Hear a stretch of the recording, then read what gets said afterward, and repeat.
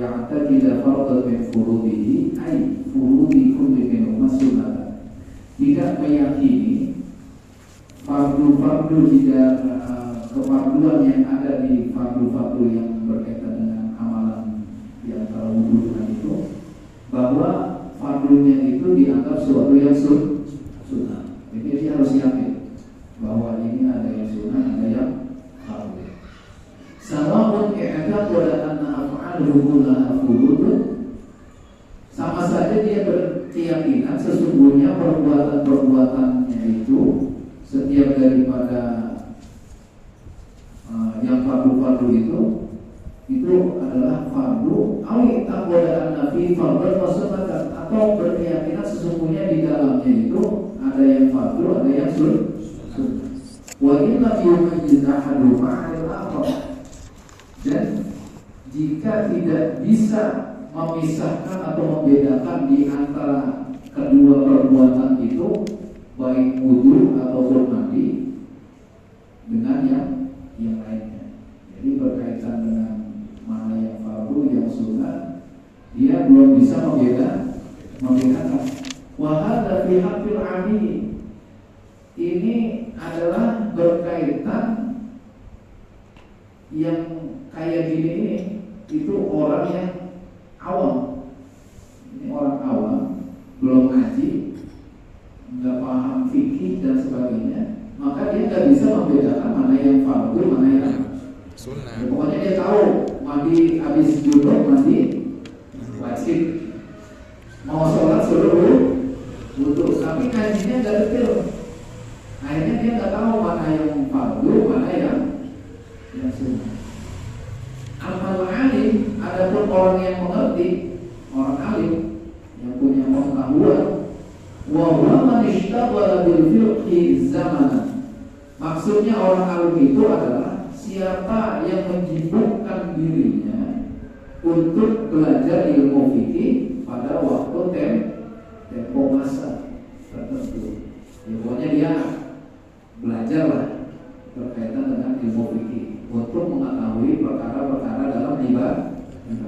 Fala budda fihi min tamyizin, fala budda fihi min tamyizi fara'idihi min sunanihi. Maka sudah pasti wajib baginya untuk membedakan tentang kefarduan dan kesunahan di dalam perkara perbuatan tersebut, yaitu mandi. Sebenarnya bukan itu saja, yang lain-lain juga. Wallahu a'lam bishawab. Sampai situ dulu ya. Sampai 7. Pertama Islam, kedua tamyiz, ketiga bersih. Ya, maksudnya bersih dari contoh air dengan kipas. Yang keempat, bersih dari hal yang menghalangi air untuk sampai ke kulit. Yang kelima, tidak sesuatu di agar yang bisa tidak ada sesuatu yang dapat merubah air, ya, yang ada di permukaan kulit. Jadi kalau sebelum mandi itu bersih dulu. Itu maksudnya gitu ya. Tadi ada kotoran bersih. Kemarin kan udah kita bahas juga di tabihan kemarin. Yang keenam, mengetahui kefarduan daripada perbuatan yang dia sedang lakukan, baik wudu maupun mandi. Yang ketujuh, mengetahui mana yang fardu, mana yang sunnah. Jadi rukun dan sunnah dalam perbuatan tersebut. Oke.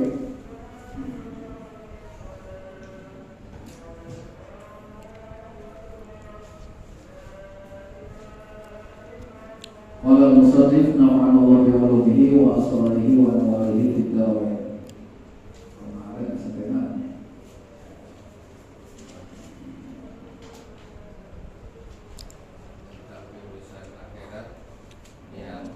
Pujian ya? Tentang pujian kemarin? Iya. Nah.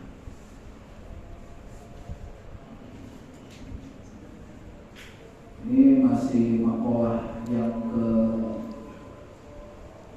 27, tapi lanjutannya.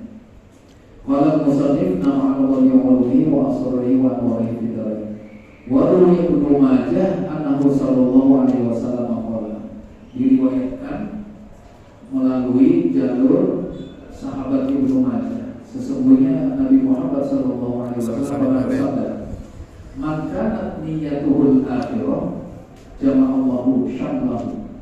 Barang siapa yang niatnya untuk akhirat, Allah akan mengumpulkan ya persatuan. Ini maksudnya syamlahu ini urusan-urusan isi dunia ini. Wa ja'ala ghinahu fi qalbihi. Kemudian dia Allah menjadikan kecukupan di dalam hatinya. Wa atahud dunya, dan memberikan kepadanya dunia rohimatan, tunduk kepadanya.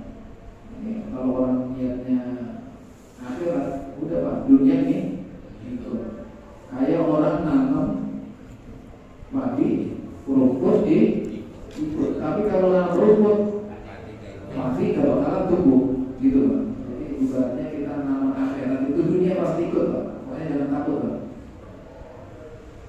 Wa kadhul dunya rohimatan wa man kanat niyyatuhu dunya. Akan tetapi barang siapa niatnya itu hanya untuk dunia, enggak ada akhirat sama sekali, faraqallahu alaihi amra, maka Allah memisahkan baginya perkaranya. Wa ja'ala faqrahu baina ainaihi, dan menjadikan kefakiran itu di hadapan matanya.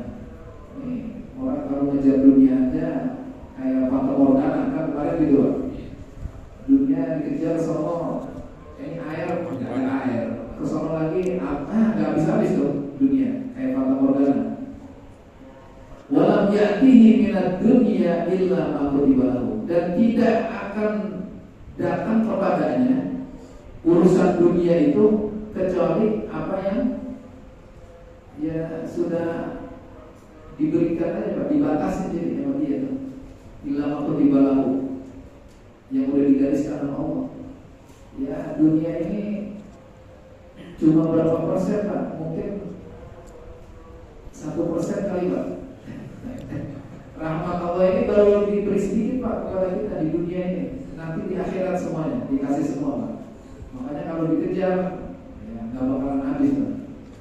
Jadi itu intinya, bahwa kalau kita niatnya nanam padi, akhirat rumput di dunia ikut.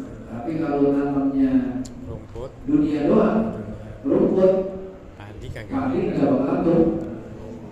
Itu kalau orang nanam kan gitu. Maka insya Allah ya, makanya kalau urusan dunia harus diikutin urusan akhirat. Nih mau pergi kemana nih Pak? Baca bismillah. Tujuannya apa? Cari tujuan akhirat dulu, jangan dunia doang. Misal mau pergi ke puncak apa? Silaturahmi. Misalnya disuruh ketemu siapa. Jadi jangan tujuannya terus mau refreshing, biar apa? Semangat tiba. Jadi biar kayak ini, nggak saru dunianya, nggak dapat akhirat. Pokoknya gitu Pak, kita harus ini. Mau berangkat kemana baca bismillah. Mau kerja sebenarnya udah akhirat Pak. Tapi kadang-kadang kita dibelokkan. Dibelok ini gimana? Ya tadi ada korupsi. Nah kalau kita nggak ngawali niatnya untuk akhirat. Sampai situ dulu. Itu selesai. Nanti makalah stamina wal aish